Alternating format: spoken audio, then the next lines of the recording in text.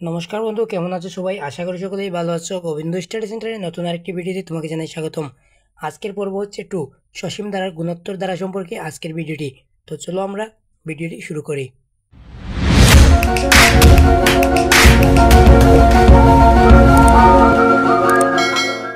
তো আজকের ভিডিওতে আমরা জানবো গুণোত্তর ধারা কি।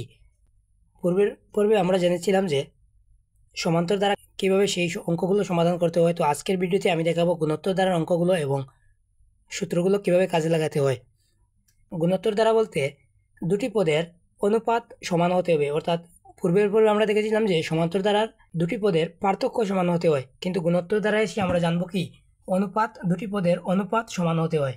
তো এখানে কি কোনো গুণোত্তর দ্বারার প্রথম পদ এ এবং সাধারণ অনুপাত আর হলে তম পদ সমান হয় a into r to the power n-1। অর্থাৎ গুণোত্তর দ্বারাগুলো এরকম হয়ে থাকে যে 1 + 3 + 9 + 27, কিন্তু সমান্তর দ্বারা দেখেছিলাম যে 1 প্লাস বা যে মানে থাকুক না কেন ধারাবাহিকভাবে একই সংখ্যায় একই হারে বাড়ে। কিন্তু এখানে দেখো তো 3 থেকে 1 মাইনাস করলে আনসার কত হবে? 2 হবে, কিন্তু 9 থেকে 3 মাইনাস করলে কি আনসার 2 হবে? কখনোই হবে না। তো এখানে সাধারণ অনুপাত, এখানে যে আর সমান আর রয়েছে, তো আরকে নির্ণয় করা হয় এরকম যে দ্বিতীয় পদ ভাগ প্রথম পদ। আশা করি তুমি বিষয়টি বুঝতে পেরেছ। এখানে 3কে যদি আমি 1 দ্বারা ভাগ করি এরকম যে 3/1, তো আমাদের আনসার হবে কত? 3। এবং আমি 9কে যদি 3 দ্বারা ভাগ করি, অর্থাৎ এই পূর্বের পদটি দ্বারা ভাগ করি, তাহলে আমার আনসার হবে 3। এবং আমি 27কে যদি এই 9 দ্বারা ভাগ করি, আমার আনসার হবে 3। অর্থাৎ এই মান থেকে এই মানে পার্থক্য হচ্ছে 3, এখান থেকে এখানের পার্থক্য 3, কিন্তু সেটি কিভাবে ভাগ করে, সেটি কিন্তু যোগ অথবা বিয়োগ করে নয়, ভাগ করার কারণে হচ্ছে 3। তো এই মানটিকে বা এরকম দ্বারা থাকলে আমরা জানবো সেটি গুণোত্তর দ্বারা। আশা করি তুমি গুণোত্তর দ্বারা কি সেটি খুব সহজেই বুঝতে পেরেছো। তো এবার আসো আমরা নিচের সমস্যাগুলো দেখি। এখানে রয়েছে কি কোনো গুণোত্তর দ্বারার প্রথম পদ এ এবং সাধারণ অনুপাত আর হলে প্রথম n সংখ্যক পদের সমষ্টি হবে a into r to the power n-1 by r-1। সেটি কখন হবে? সেটি এখানে যে আর রয়েছে, আর হতে হবে 1-এর চেয়ে বড়। আর কত হতে হবে? আর যখন 1-এর চেয়ে বড় তখন এই সূত্রটি, কিন্তু আর যখন 1-এর চেয়ে ছোটো হবে তখন এই সূত্রটি, অর্থাৎ a into 1 minus r to the power n by 1 minus r. আশা করি তুমি বিষয়টি বুঝতে পেরেছ। তো এবার চলো আমরা নিচে কয়েকটি অঙ্ক রয়েছে সেগুলো সমাধান করি। এখানে যে অঙ্কগুলো রয়েছে এগুলো সমাধান করলেই তুমি বুঝে যাবে যে সূত্র কোনটি কোথায় ব্যবহার করতে হয়। তো চলো আমরা এখন এই প্রশ্নগুলো খুব সহজে কীভাবে সমাধান করা যায় সেটি দেখি। তো চলো আমরা এখন এই 1 নম্বর প্রশ্নটি সমাধান করি। 1 নম্বর প্রশ্নে ধারাটির প্রথম পদ এ সমান কত দিয়েছে? 64। এ সমান কত দিয়েছে? 64। এবং সাধারণ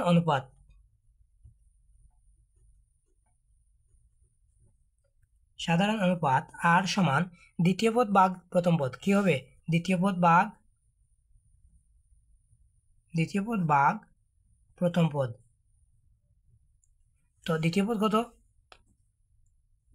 32 এবং প্রথম পদ হচ্ছে 64। তো 32কে যদি আমরা 64 দ্বারা ভাগ করি কত হয় আনসার? 32 ভাগ 64, আনসার হবে 1/2। আনসার কত হয়? 1/2। এটি হচ্ছে আমাদের আর এর মান। তো আমরা n-তম পদ সমান কি জেনেছিলাম পূর্বে? দেখো তো এখানে লেখা ছিল কি n-তম পদ সমান আমরা জানি a into r to the power n-1। তো আমরা এখানে লিখবো যে আমরা জানি n-তম পদ সমান a into r to the power n-1। এখন n-তম পদ সমান জানি এই মানটি, কিন্তু এখন কি আমরা n এর মান জানি না? হ্যাঁ, অবশ্যই জানি। এখানে প্রশ্নেই বলে দিয়েছে যে অষ্টম পদ কত, অর্থাৎ n এর মান দিয়েছে।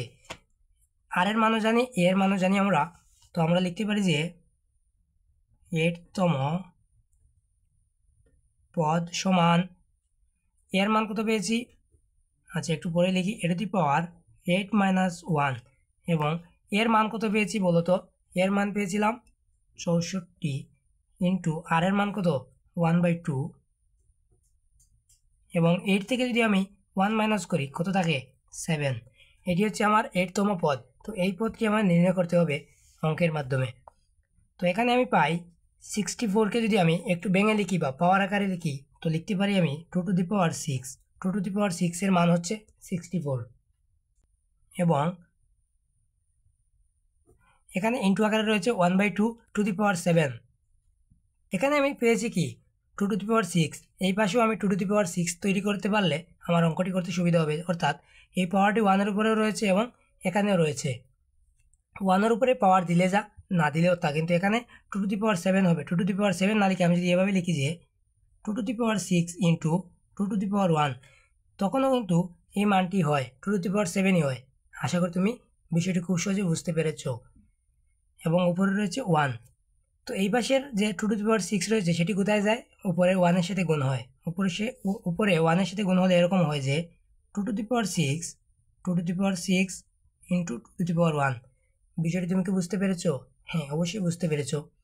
তো উপরে যে 2 টু দি পাওয়ার 6 রয়েছে, 2 টু দি পাওয়ার 6 রয়েছে, সেটি কাটা যায় এবং উপরে কোনো মান নেই, কিন্তু কি রয়েছে, একটি 1 রয়েছে। অথবা এটিকে যদি আমি এরকম ভাগ করতাম যে এখানে হচ্ছে 2 to the power 6 2 to the power 6, এভাবে কাটাকাটি করতে পারতাম এবং এখানে উপরে 1 থাকতো।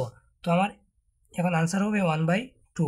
বিষয়টি তুমি আশা করি খুব সহজেই বুঝতে পেরেছো। এটি হচ্ছে আমার অষ্টম পদ, বা এই যে 8তম পদ বা অষ্টম পদই বলি, অষ্টম পদের মান। আশা করি তুমি বিষয়টি বুঝতে পেরেছো। এটি হচ্ছে আমার 1 নং প্রশ্নের আনসার। তো চলো আমি এখন এই 2 নং প্রশ্ন রয়েছে সেটি সমাধান করবো। এখানে বলেছে কি 3 + 9 + 27 প্লাস ... 14টি পদের সমষ্টি কত হবে। তো 14টি পদের সমষ্টি কত হবে সেটি নির্ণয় করার জন্য আমাদেরকে সূত্র একটি ব্যবহার করতে হবে।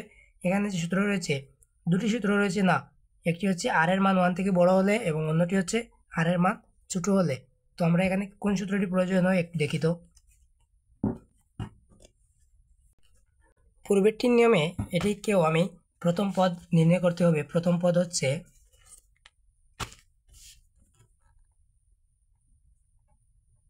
প্রথম পদ কত রয়েছে এখানে 3। প্রথম পদ 3, এ সমান 3 এবং সাধারণ অনুপাত আর সমান 9/3, অর্থাৎ 9/3। দ্বিতীয় পদ ভাগ প্রথম পদ, তো 9/3 আমাদের আনসার হবে 3।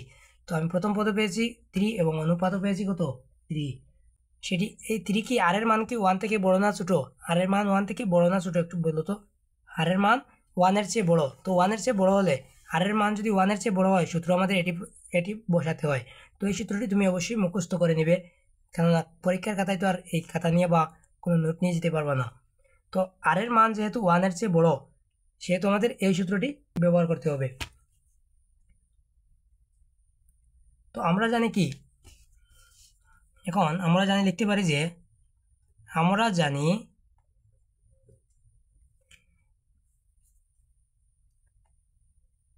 n-তম পদের সমষ্টি বা n-তম পদের সমষ্টি সূত্রটি কি a টু দি পাওয়ার, বা আমরা জানি কি a into r to the power n minus 1 by r minus 1, এই সূত্রটি তো আমরা জানি। হ্যাঁ, এখন আমরা 14তম পদ নির্ণয় করবো, অর্থাৎ এই n এর মান কত হবে 14। তো আমি লিখতে পারি এরকম যে S14 ইকুয়াল, এর মান কত পেয়েছি আমি 3 এবং আর এর মানও পেয়েছিলাম কত 3, কিন্তু আমি এখানে সূত্রটি আবার লিখি a into r to the power n এর স্থানে n এর মান লিখবো এখন 14 মাইনাস 1 এবং নিচে রয়েছে কত এ কি রকমই লিখবো 1।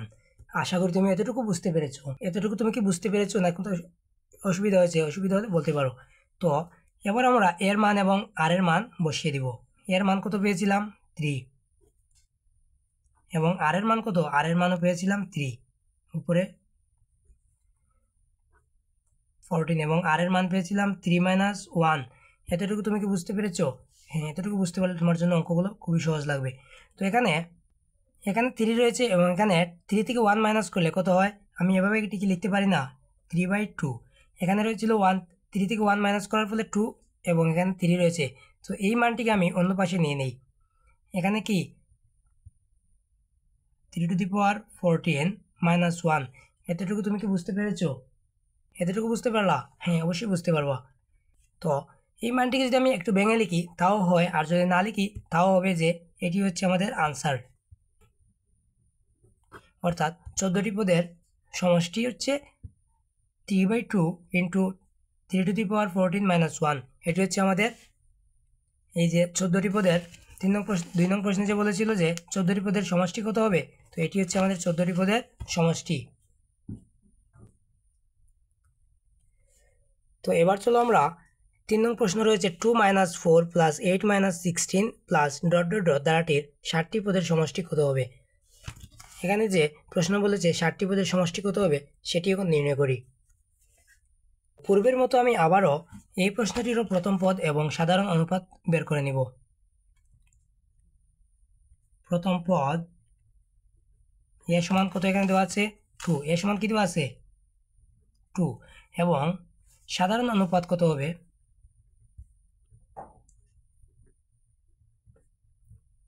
সাধারণ অনুপাত আর সমান এখানে কত রয়েছে দেখো তো -4, -4/2, -4/2 আমাদের মান কত হবে -2।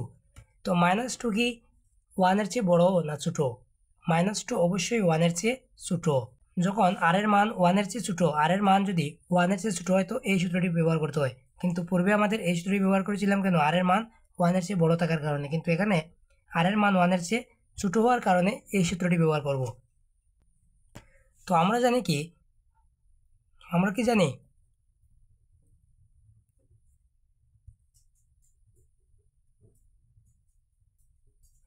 আমরা জানি SN সমান A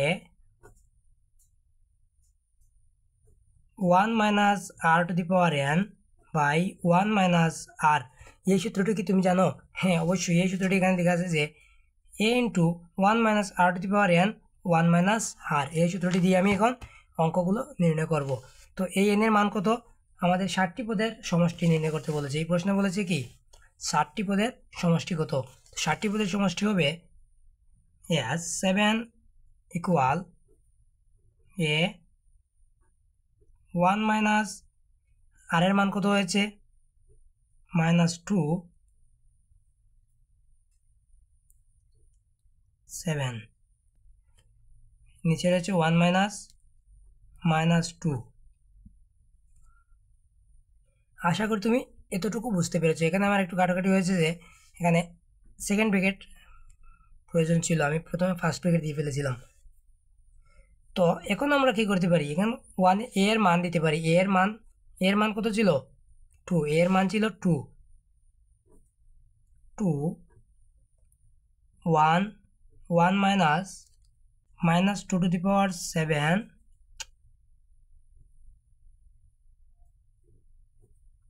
1 -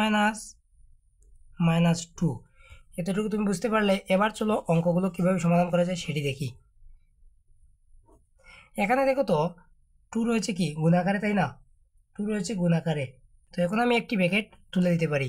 কিন্তু এখানে দেখো তো 1-এর পরে রয়েছে মাইনাস এবং 2 এর সামনে রয়েছে মাইনাস। মাইনাস এবং মাইনাসে মিলে কি হয়? মাইনাস এবং মাইনাসে মিলে হয় প্লাস। কি হয় 1 প্লাস। এবং 2⁷ এর মান কত হয়? পাওয়ার 7 সমান আনসার হয় 128, 128। এতটুকু তুমি কি বুঝতে পেরেছো? হ্যাঁ, এবং এখানেও 1 মাইনাস আবার রয়েছে, এখানেও মাইনাস। তো মাইনাস এবং মাইনাসে কি হয়? প্লাস হয়, 1 + 2। তো এখন এখানে কত হয় 2 × 1 + 128, তাই তো? তো এটি কীভাবে হয় না যে 2 × 129, নিচে রয়েছে 3। এতটুকু তুমি কি বুঝতে পেরেছো? এই 129কে 3 দ্বারা কাটি তাহলে আনসার কত হয়? আনসার হয় 43। আনসার কত হয়? 43। তো 43কে যদি আমি 2 দ্বারা গুণ করি আনসার হয় 86। তো এটি হচ্ছে আমার এই 3 নং প্রশ্নের আনসার।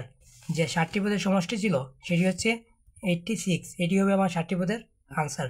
তো আশা করি তুমি বিষয়টি বুঝতে পেরেছো। তো এবার চলো আরও 3টি সূত্রের সাথে তোমাকে পরিচয় করিয়ে দিই।